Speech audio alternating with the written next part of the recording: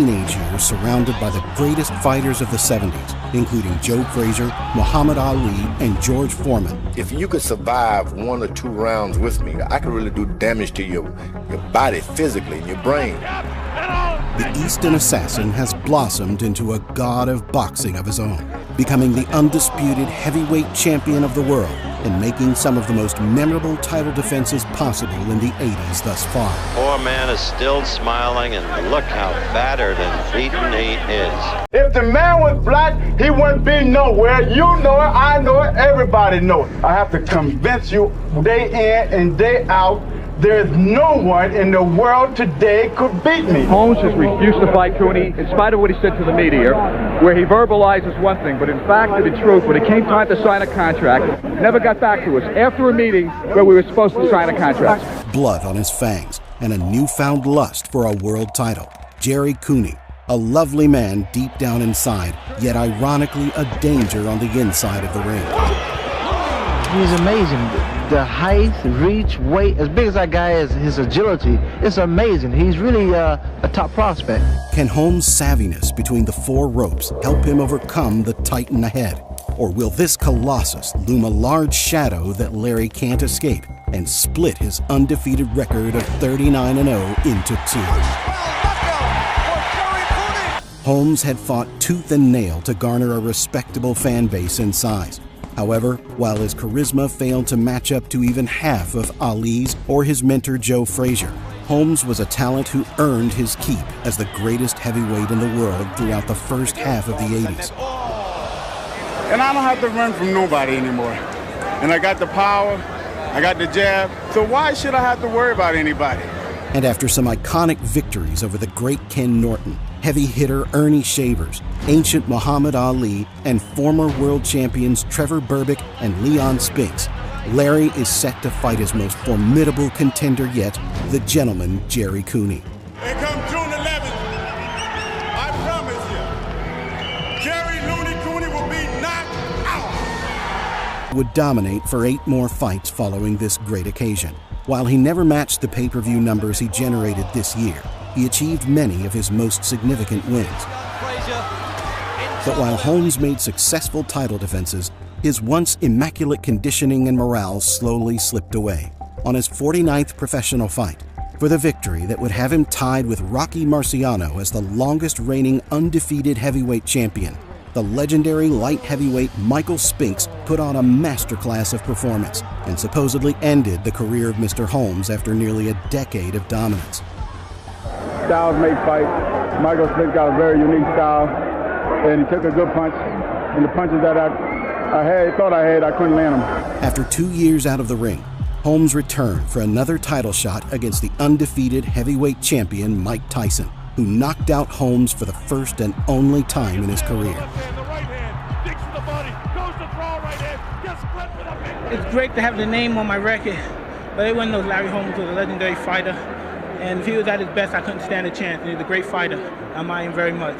Larry retired with a flashy record of 69-6, and while his career post-Spinks wasn't as striking as his title reign, it's undeniable that Holmes had proven himself a worthy successor of Muhammad Ali and other great champions of the 70s before him.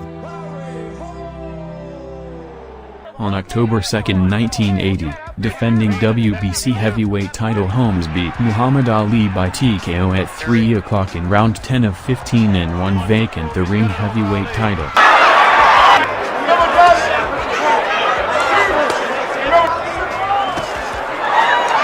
Round number 3, the heavyweight championship of the world.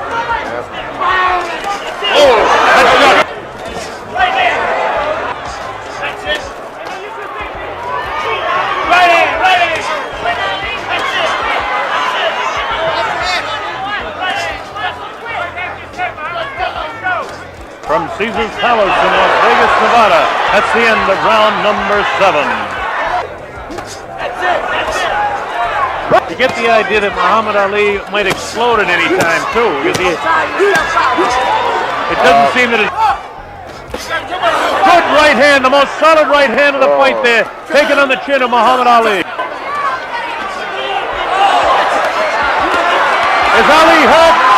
Could he be going down? How much more of this can he take?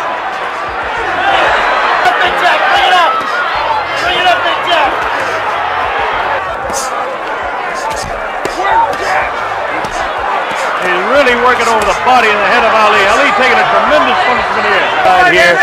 You know, it's pathetic to see a guy just not be able to do when he was as great as he once was. All I know is that he'll handle it with class, as he's always handled it. He's really a classy guy in every sense of the word. The man is standing there and taking his punches.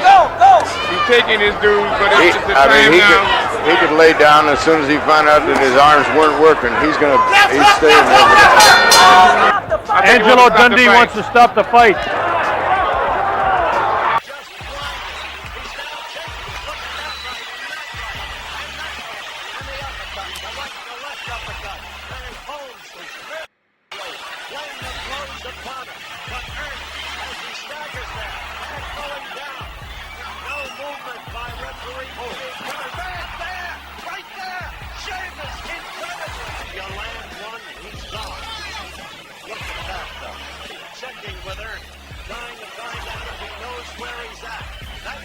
June 11, 1982, defending WBC and the ring heavyweight titles, Holmes beat Jerry Cooney by TKO at 2:52 in round 13 of 15. Holmes dancing, lots of movement. A good blow by Holmes, a good right.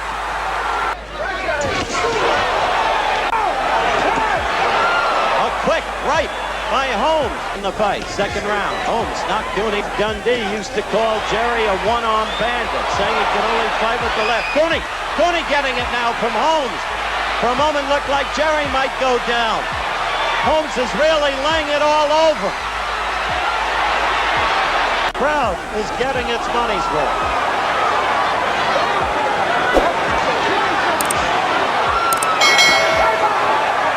Could sense that he had heard it, but there's Holmes with the right. Holmes looking for the, that's it. I was just about to say, looking for the opportunity. More than, oh, the right again, and Cooney's knees.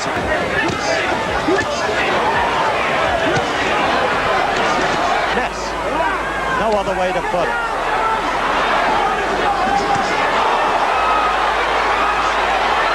Now it's getting a little sloppy because both men are tired, and Holmes trying to tee off and doesn't have the strength left, I don't think, tonight. Oh, Jerry's ready to go.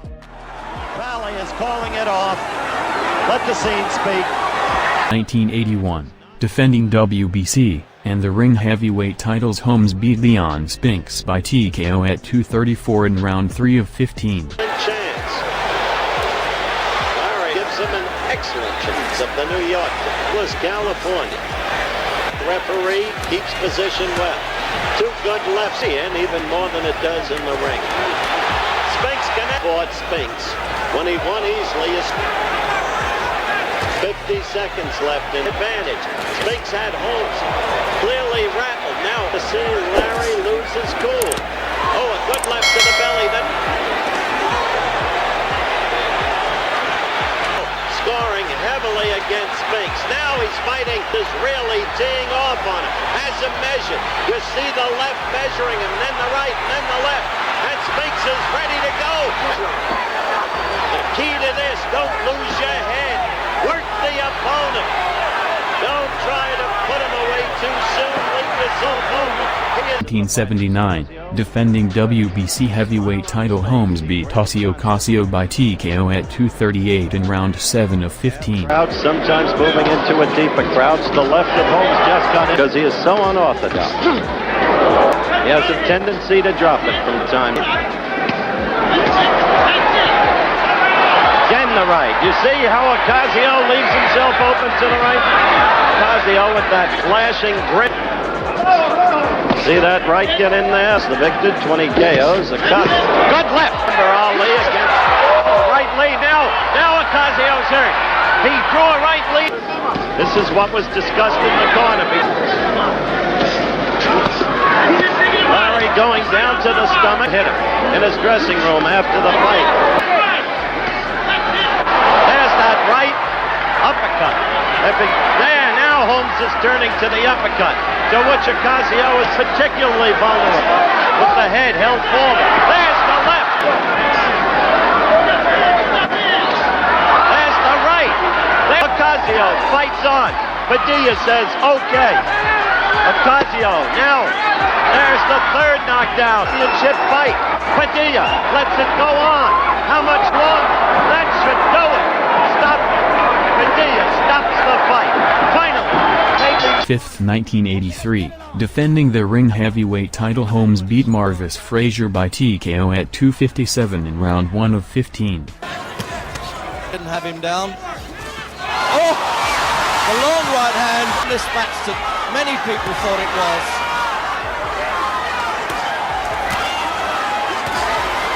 Really putting young Frazier in trouble there. Will he get over this first round? The gunshot comes flying out. Mills Lane, the referee, hopefully giving him every chance, but it's all one way now, and he stopped it in the opening round. We just... Number 2. Larry Holmes vs. Ernie Shavers. On September 28, 1979, defending WBC heavyweight title, Holmes beat Ernie Shavers by TKO at 2 o'clock in round 11 of 15.